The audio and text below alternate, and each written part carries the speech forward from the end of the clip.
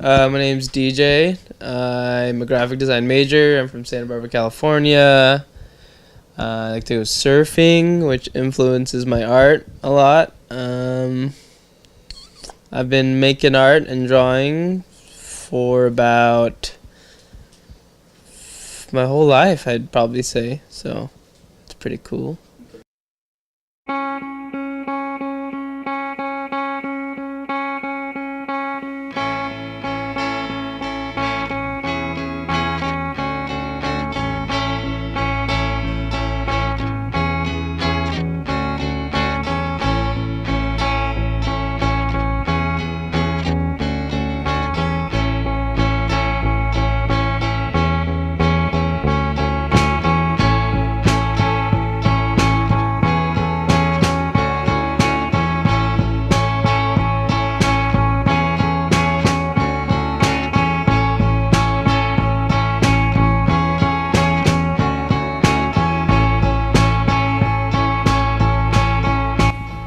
Surfing influences my art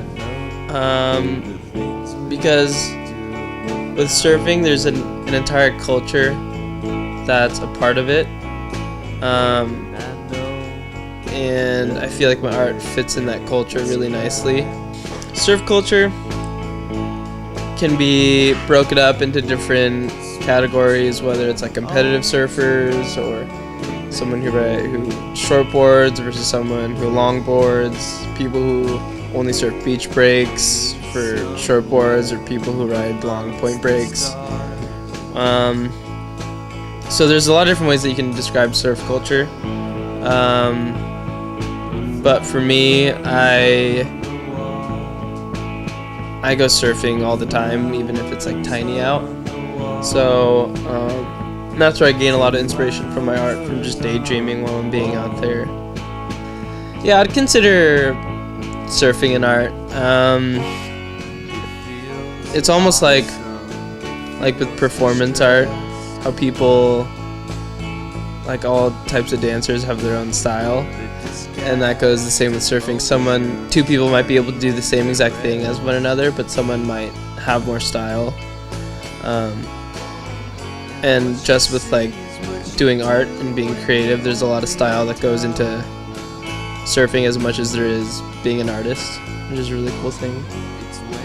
Let's see, some surfers who inspire me would probably be Alex Nost, Joel Tudor,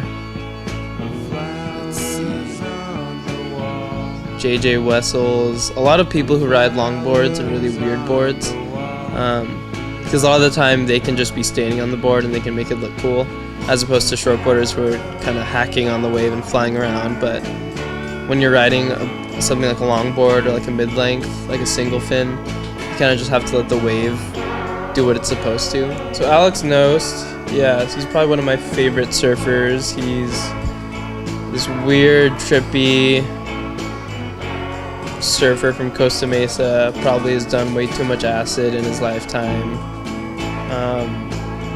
but he has a great sense of style. The way Alex Nost rides the surfboard, his style just channels back to like the 1960s and 1970s on like the North Shore, when people were trying to ride smaller boards.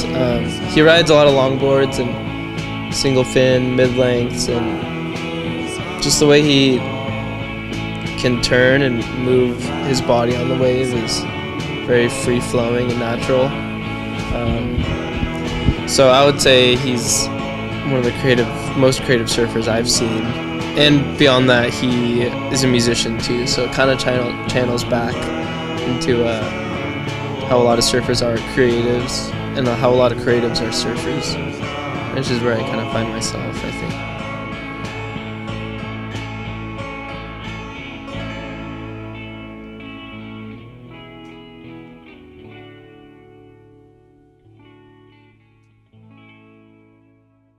I'd probably say my main influences come from a lot of places, to be honest.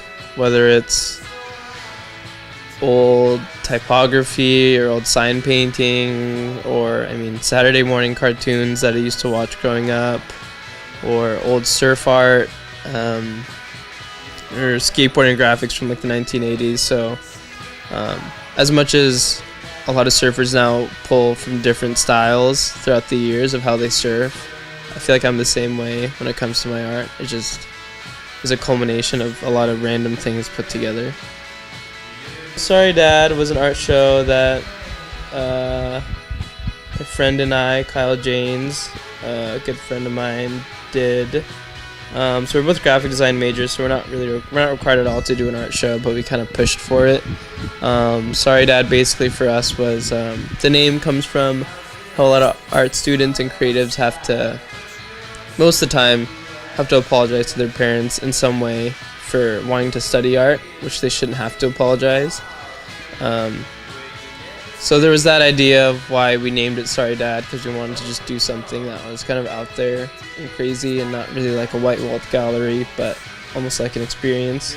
Yeah, so for us, we just wanted to do something that was kind of out there and awesome, and we think we achieved that pretty well with how we kind of set up the gallery and how we pulled a lot of inspiration from skateboarding and surfing, which is something we did a lot of growing up.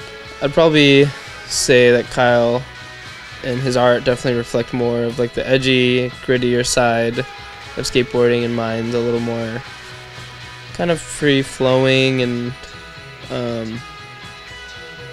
kind of has more of a surf-esque vibe to it. So I didn't shape the two boards, but my good friend Joe Yee both shaped and glassed them, and then I painted on the bottom of them, so it was a collaborative effort. But it was really fun, and I can't wait to ride them. They're sitting in the gallery right now. But so completely handcrafted and 100% custom and hand shaped, which is really cool. And then I got to bring my own sense of handiwork and creativity to it by being able to paint it. So it was a cool collaboration. Yeah, Santa Barbara has a big surfing scene.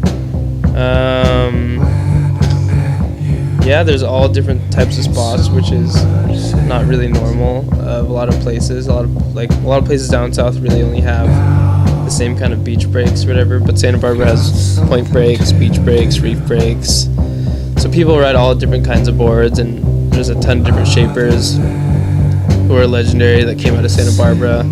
So when you're out surfing in Santa Barbara, there's always people riding different kinds of boards, whether it's 11-foot boards that just fly down the line, or people riding little 410 tiny little twin fin surfboards. So I think I'm lucky to grow up in Santa Barbara and be influenced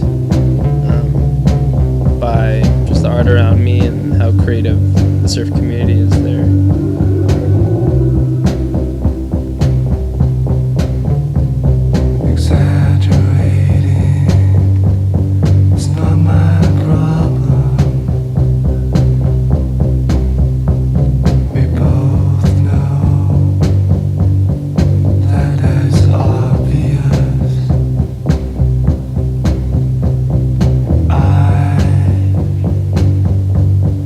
I could move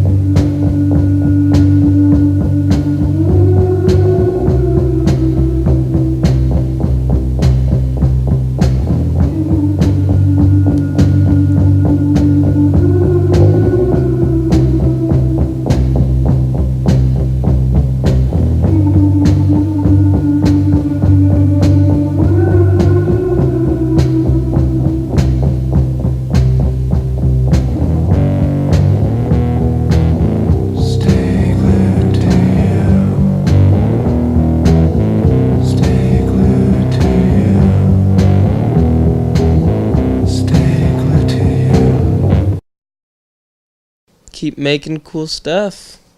That's what I like to do.